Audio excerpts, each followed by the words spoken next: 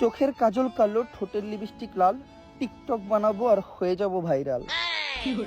ভাবি, আমি না খুব দুশ্চিন্তার মধ্যে আছি। টিকটকে এত পরিমাণে পরিশ্রম করে যাচ্ছি, তবু আমার কোনো ভিডিওই ভাইরাল হয় না।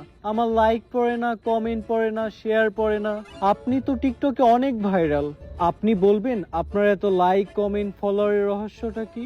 আসলে ভাবি, আমারও আপনার মতো আগে টিকটকে লাইক পড়তো না, মানুষ ঠিকঠাক মতো সাপোর্ট করতো না। একদিন আমি ভিডিও বানাচ্ছিলাম, আমার গায়ে থেকে ওড়নাটা পড়ে গেল। আমি ভেবেছিলাম ভিডিওটা ডিলিট করে দিব, কিন্তু যেখানে আমার ভিডিওতে 10টা লাইকও পড়তো না, সেখানে 10,000 লাইক পড়ে গেল।